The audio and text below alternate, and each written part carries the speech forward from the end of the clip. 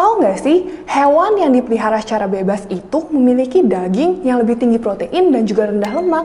Halo netizen, nama aku Angel. Hari ini kita akan membahas tentang label pangan.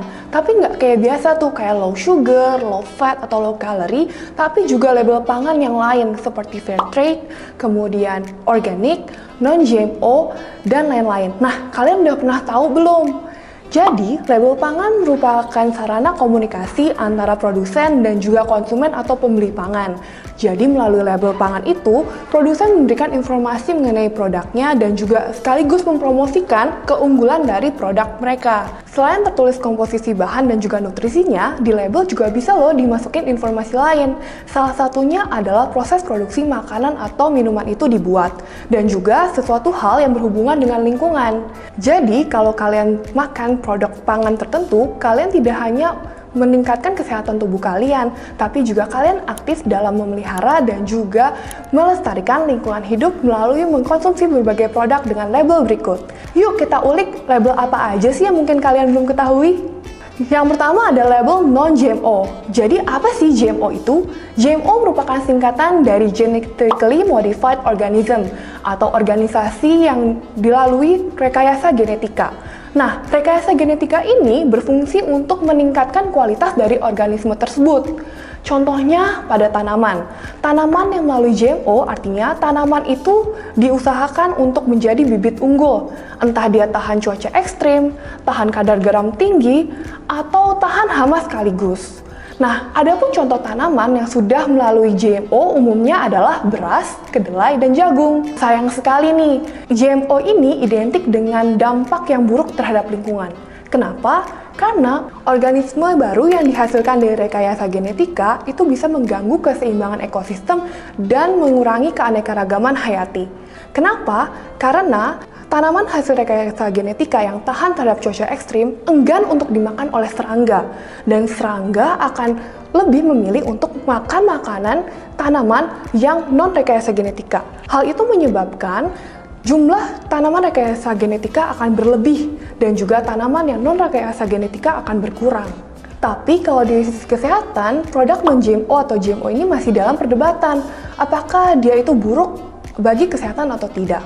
Nah, tapi bagi kalian yang peduli terhadap lingkungan, yuk mulai sekarang coba cek label non-GMO ini. Karena produk-produk yang menggunakan label non-GMO artinya produk tersebut tidak menggunakan bahan-bahan hasil rekayasa genetika dalam bahan utama maupun pendukungnya. Yang kedua adalah label organik. Organik ini mengacu pada proses produksi yang tidak menggunakan bahan kimia. Seperti pada pertanian organik, artinya pertanian tersebut tidak menggunakan pupuk kimia dan juga pestisida.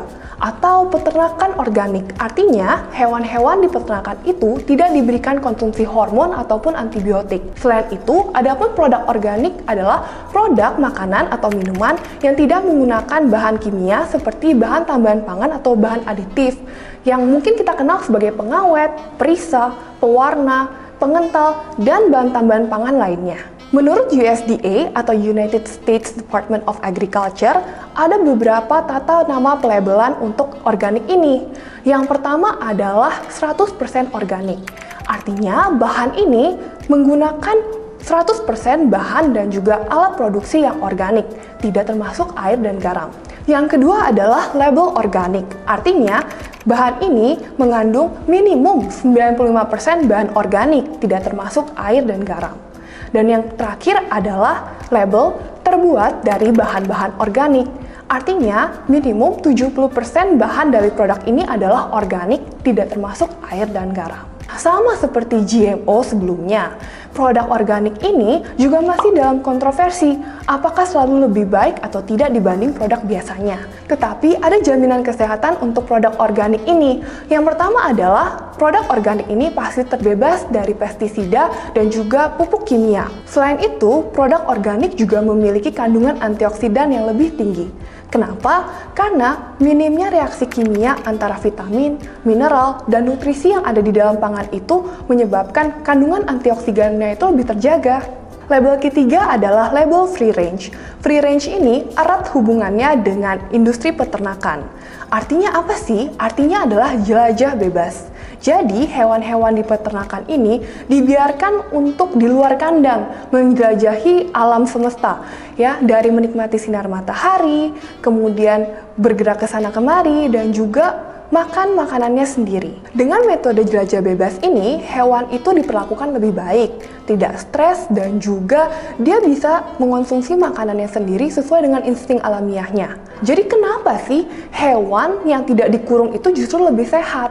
Beberapa studi menunjukkan bahwa ayam yang dipelihara secara free range, dia itu memiliki kandungan protein yang lebih tinggi dan rendah lemak. Kenapa? Karena mereka bergerak ke sana kemari dan juga tidak diberikan hormon. Selain itu, daging hewan yang diternakan secara free range juga memiliki kandungan nutrisi yang lebih tinggi. Kenapa? Karena pakannya itu lebih beragam dibanding dengan hewan ternak yang dikandangkan. Pakannya mereka itu cenderung monoton dan hanya itu-itu saja. Yang keempat adalah label fair trade. Label ini mulai tren seiring dengan kesadaran masyarakat terhadap nasib petani. Fair trade sendiri berarti perdagangan yang berkeadilan. Artinya, baik produsen ataupun petani dan juga kita konsumen itu saling diuntungkan. Kenapa demikian? Karena dalam perdagangan konvensional, umumnya petani itu dianggap selalu merugi. Label fair trade ini menandakan bahwa produsen itu peduli terhadap petani. Dan umumnya pada fair trade ini, konsumen itu langsung membeli produknya pada produsen atau si petaninya. Dan konsep ini sering banget nih digunakan pada perdagangan produk-produk organik. Kalau kalian peduli terhadap nasib petani lokal kita, yuk mulai sekarang kita cari tahu nih dari mana sih makanan kita itu berasal dan ditanam. Kemudian kita coba cari produk-produk yang menggunakan fair trade ini ya. Itulah arti-arti dari label tersebut. Setelah kita tahu arti-arti dari label tersebut, mulai sekarang, yuk kita mulai kritis dalam melihat label produk pangan kita. Tidak hanya komposisi dan juga nutrisinya, tapi hal yang berhubungan dengan lingkungan. Oh ya, kalian jangan salah ya, produk-produk dengan label tadi belum tentu lebih mahal loh. Kalian juga jangan lupa untuk like, comment, share, dan subscribe channel Eating. See you in the next video. Bye-bye!